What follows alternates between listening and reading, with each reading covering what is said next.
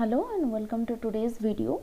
In last video we already discussed about the rise of Hitler to the power and how after Hitler's rising to the power the destruction of democracy started in Germany.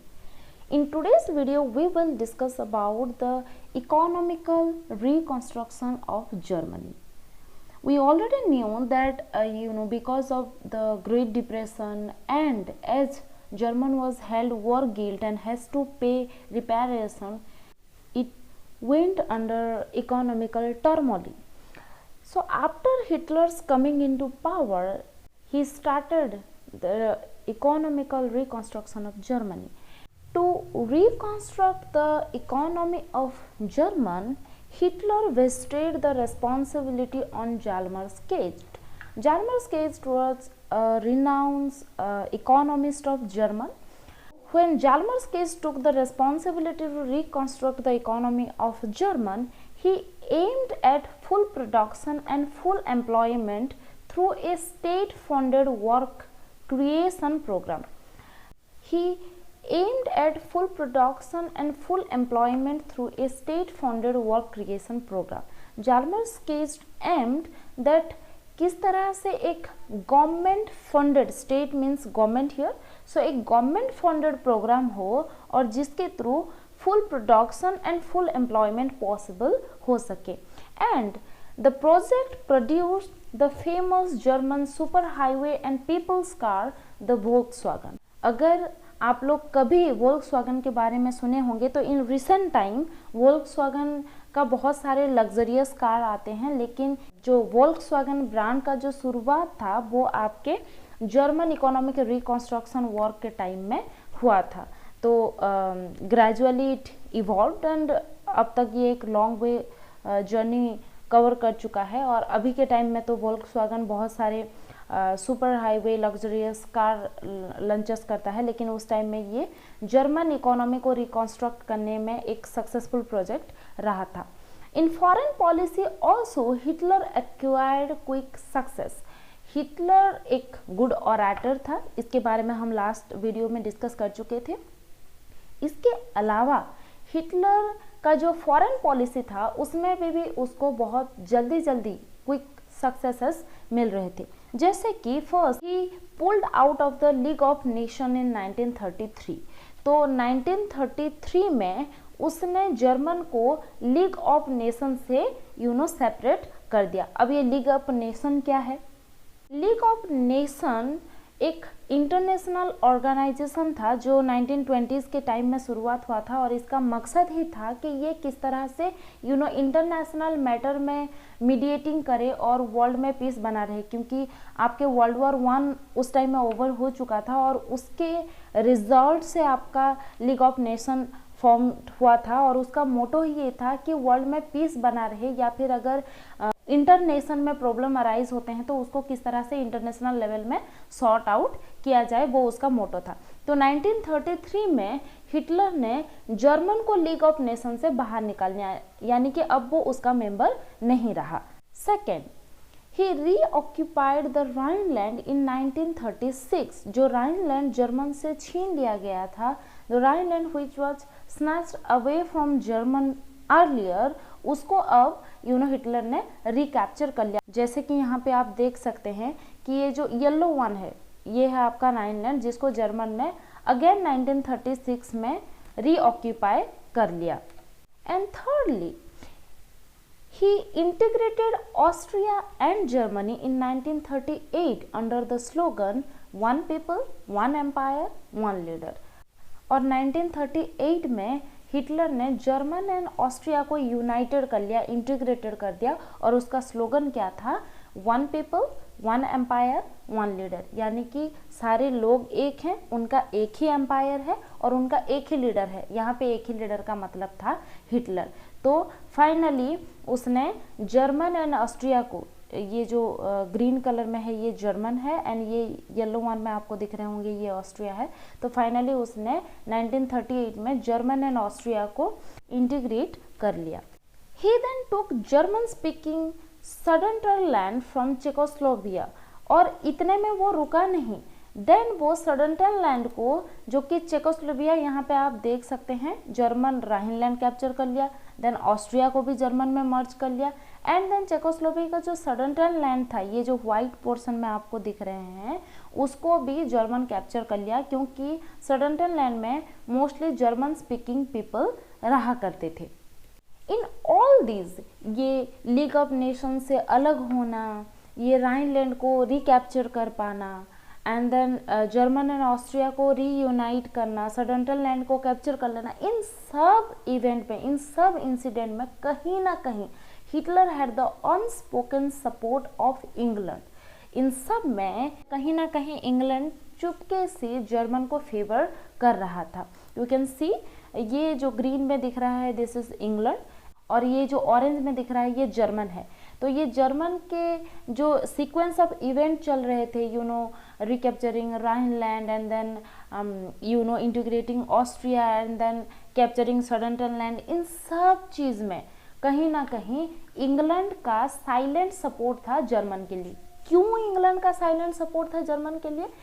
क्योंकि जो Versailles treaty हुआ था, जो Versailles वेरिडिक्ट था, जिसमें German को war के लिए गिल्ट ठहराया गया, उसको रेस्पॉन्सिबल ठहराया गया ऑल द कॉन्सिक्वेंसेस के लिए, एंड उसको वॉर डैमेज को रीपे करने के लिए भी मजबूर किया गया। ये जो वर्साइल ट्रीटी में जर्मन को ही गिल्ट ठहराया गया, कहीं ना कहीं इंग्लैंड को लग रहा था कि ये जर्मन के लिए एक्सट्रीमली हार्श था, या जो वर्साइल ट्रीटी था वो कहीं ना कहीं जर्मन के लिए एक्सट्रीमली हार्श रहा है। तो ये जो सारे नाइंसाफी हुए थे जर्मन के साथ, उसी के सब यू नो अगेंस्ट में तो ये जो नाइंसाफी हुए थे जर्मन के साथ, उसी के अगेंस्ट में कहीं ना कहीं यूरोप था, और उसी के चलते जो जर्मन के लेटर ऑन रीऑक्यूपाइंग इंसिडेंट चलते रहे, उसमें इंग्लैंड का जर्मन के लिए साइलेंट सपोर्ट बना रहा।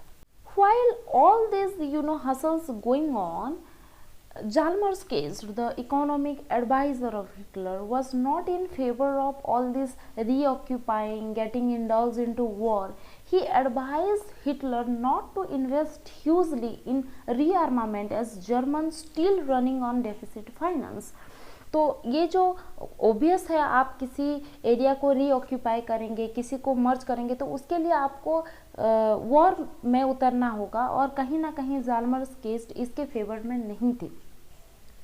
ही repeatedly advised Hitler not to indulge in war, क्योंकि अभी भी वोल्क्सवैगन ऑल्दो एक सक्सेसफुल प्रोजेक्ट रहा था, कहीं ना कहीं जर्मनी के इकोनॉमिक सिचुएशन सुधर रहे थे, लेकिन अभी भी जर्मन फाइनेंशियली डेफिसिट में चल रहा था, और उसी के चलते जाल्मर्स केस का एडवाइस था हिटलर को कि वो वॉर में ज़्यादा खर्चा ना करें, क्योंकि अभी अदर फील्ड्स हैं, जैसे एजुकेशन रहा, रिकॉन्स्ट्रक्शन वर्क रहा, इन सब में अभी भी फाइनेंशियल इन्वेस्टमेंट की सख्त ज़रूरत है। इसीलिए अभी वॉर में ज़्यादा ना उलझने के लिए जाल्मर्स केस एडवाइस की। जब हम नाजी जर्मनी के बारे में इन डिटेल में डिस्कस करेंगे, उसमें आप विटनेस करेंगे कि जो विटी पीपल होते थे, जिनके लॉजिक होते थे, जो ये डिटरमिन कर पाते थे कि वेदर समथिंग इज़ गुड और बैड, जो हो रहा है वो सही है कि नहीं है, ऑल्दो इट्स स्टेट डिसीजन, ऐसे लोगों के जगह नहीं होते थे वहाँ पे, जो ब्लाइंडली हिटलर के जो विज़न था, हिटलर के जो आइडियोलॉजी था, उसको जो ब्लाइंडली सपोर्ट करते थे, सिर्फ उन्हीं को अप्रिसिएशन मिलता था। So later on Hjalmar's case left. Hitler did not stop here.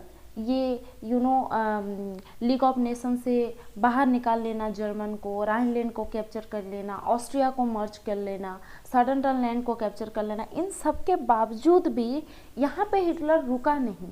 अब उसके पास और भी लॉन्ग जर्नी करना बाकी था।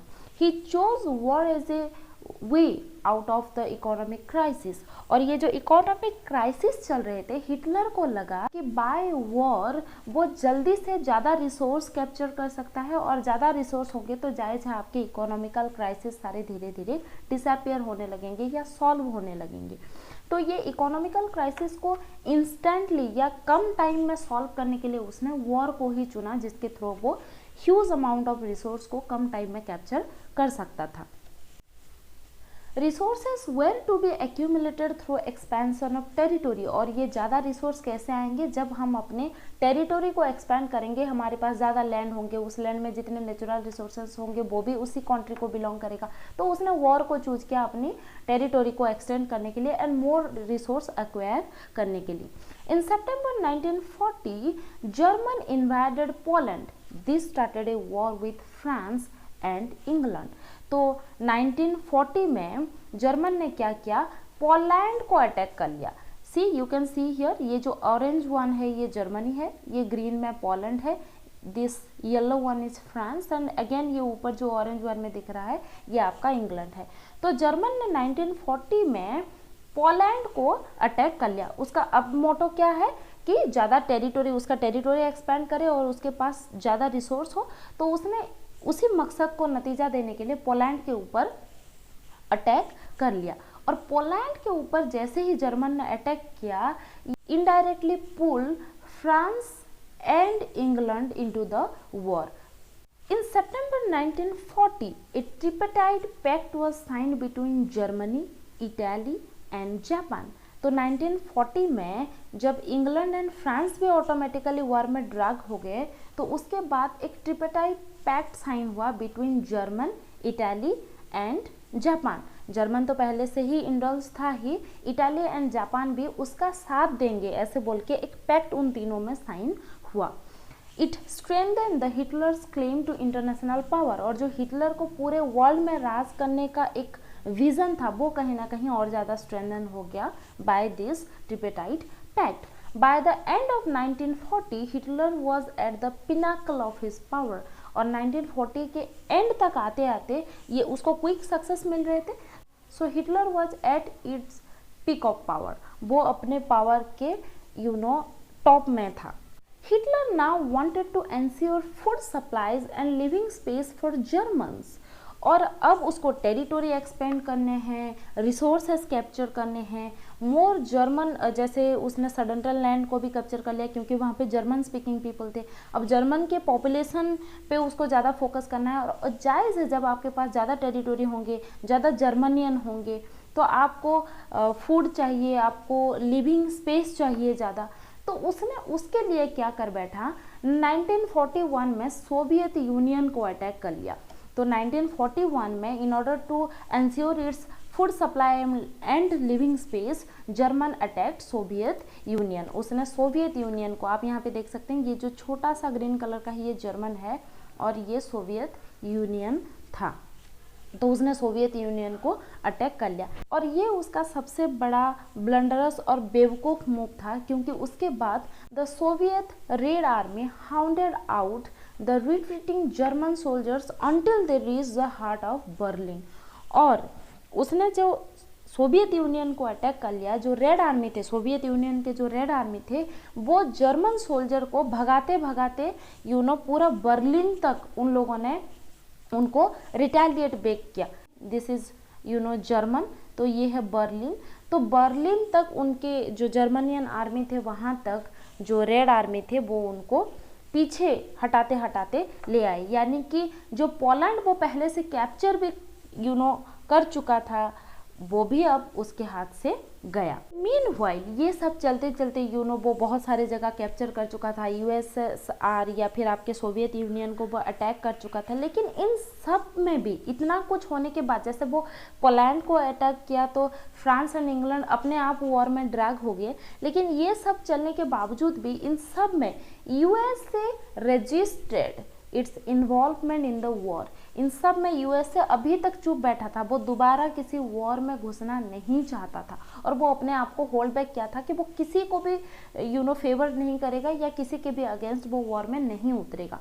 क्योंकि वर्ल्ड वॉर 1 हुआ, वर्ल्ड वॉर 1 से जर्मनी को वॉर गिल्ट ठहराया गया, जर्मनी को उस क्राइसिस से निकालने के लिए यूएसए आगे आया और उसको लोन फैसिलिटी प्रोवाइड किया, और then Wall Street exchange crash हो जाता है, and Wall Street exchange crash हो जाने की वजह से यूएसए में लोगों को एम्प्लॉयमेंट क्राइसिस हो जाते हैं, जो इन्वेस्टर होते हैं वो मार्केट से मनी विड्रॉ कर लेते हैं। इस तरह से कहीं ना कहीं लगातार एक लंबे साल तक उसने इकोनॉमिकल क्राइसिस फेस की, जिसको ईयर ऑफ ग्रेट डिप्रेशन कहा जाता है। तो यूएसए को अब वो सारी चीज़ें दोबारा नहीं झेलने थे, इसीलिए वो अपने आप को किसी के भी फॉर्म में या किसी के अगेंस्ट में नहीं डाल रहा था, और वो अपने आप को होल्ड बैक करके रखा था।